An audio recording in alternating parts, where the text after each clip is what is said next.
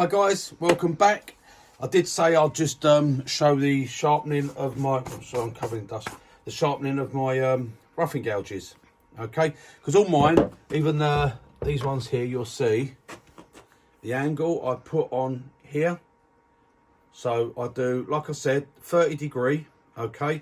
And I slope them down this way as well, which is probably about 45 degree slope. So when I come along, I'll be cutting on this edge. I either tilt it right round, as you saw when I demonstrated in the video, or I can come straight with it and I just use it here and I cut on this edge here and shavings just fly.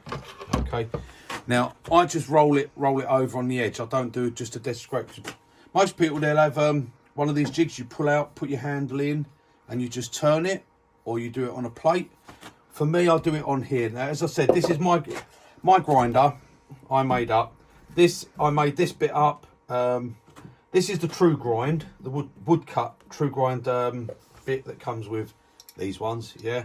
Well, I welded that all onto the bed there, so it's all fixed in place. And this is just the actual tool rest that comes with the lathe. And I made the bars up that go in it.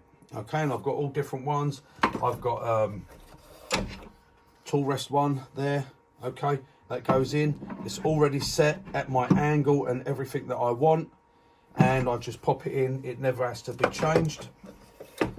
And with this, obviously, because it's the bar, I just eyeball it. I'm not over, don't get all Miss Marples over it.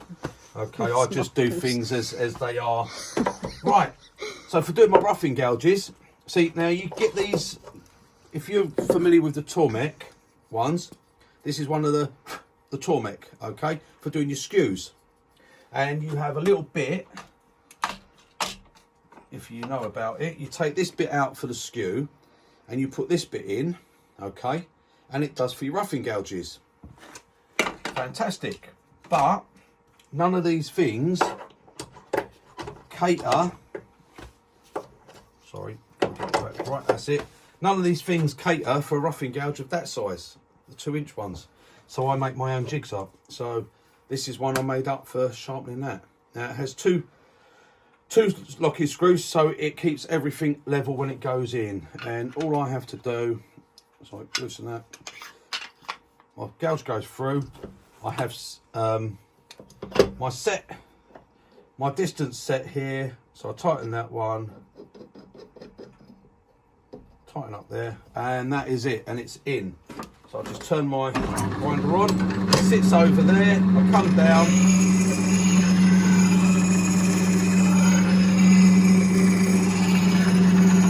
and that is it. And I roll it right over, and that way that's how I get the wings swept back, okay? Because I roll it right over that way, and that is it. And that does all my roughing. It does any size of it. Do from a 1-inch roughing gouge right up to these big 2-inch ones.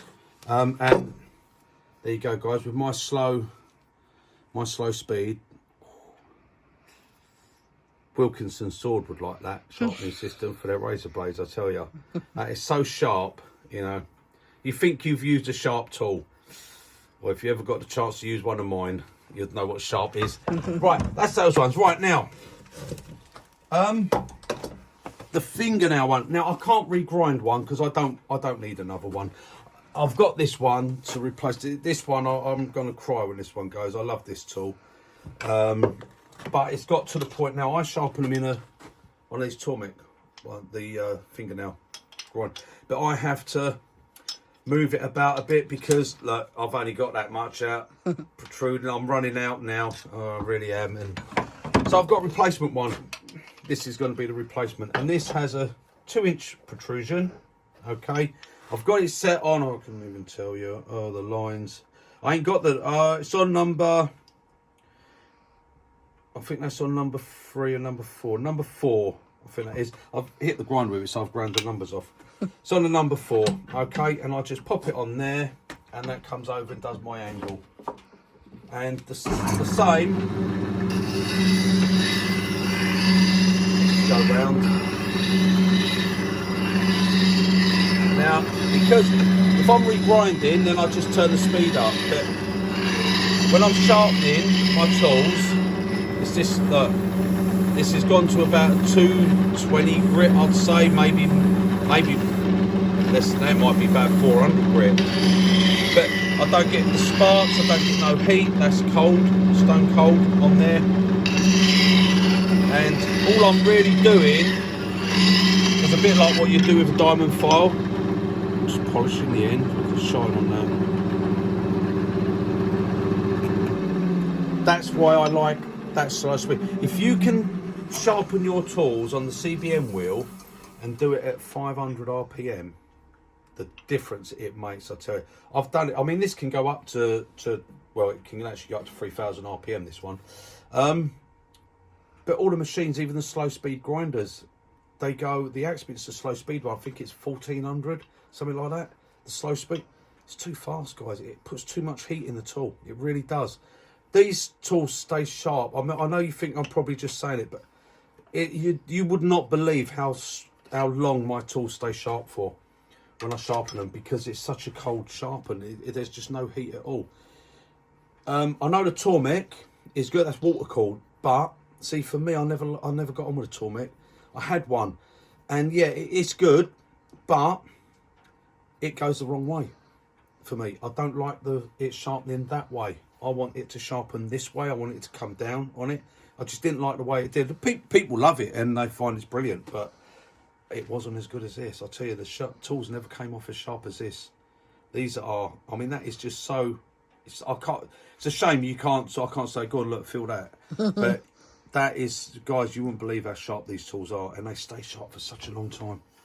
I don't sharpen. I mean, I never stop and sharpen anything in while I'm turning. If I do a bowl, I do it from start to finish. I do the outside, the inside, and I shear cut it. I don't have to sharpen. I mean, basically because I don't scrape anyway. I never scrape on the edge. One minute you scrape on that edge, you're gonna dull it no matter what you do. Right, that's it, guys. I hope that's helped, and that's how I do those. My spindle gouges, the same. I do them just in the Tormek. I have my different sizes. I've just got this piece of wood on here. And I have all the various ones for different chisels. This one, again, this has got so small, I end up having to have it right back here on there, and, you know. But I'll just pop it on. That's it, and that gives me that grind every time. So that's it. And then I have the true grind, which is for the bigger ones. With the big chisels over there, that's that one I use it for. Oh, and this one, because again, this tool, I can't fit it in. You can't fit that in there, so you can't get one of these ones for it. So this one goes in here, and this is the same. It's actually wearing out now. And this is the inch and, I'm sure they're inch and a half. Yeah, inch and a half roughing gouge. This one. And for this one, I just pop that out. Let me just make sure that's tight. This one just goes in here.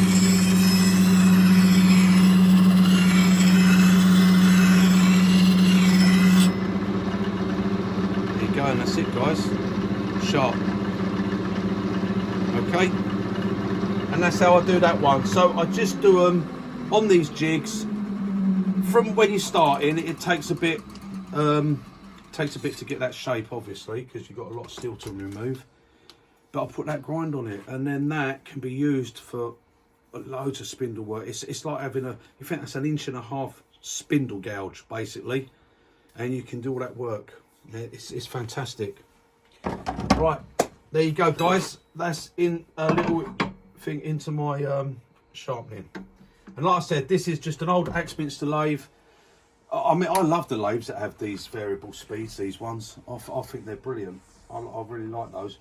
And I altered the belts a little bit on mine because it only went up to, I think it was just over 2000 RPM, and I wanted it faster, and I managed to adjust the pulleys a little bit, and it goes up to 3000 RPM now, this one. So, but they're a little bit noisier, but I didn't have a need for it, so I turned it into a grinder because I couldn't get a grinder. No matter how much money I wanted to pay, I could not get a grinder that would do what this does. and I can put buffing wheels on it. I can put, and all my wheels are changed. I can change that literally in seconds. Undo the chuck, take that one out, put the next grip, tighten it up, grind it, put this one back in, done. Right, okay guys, enough about me. It's a little Pip, and I'll see you on the next one. Bye guys.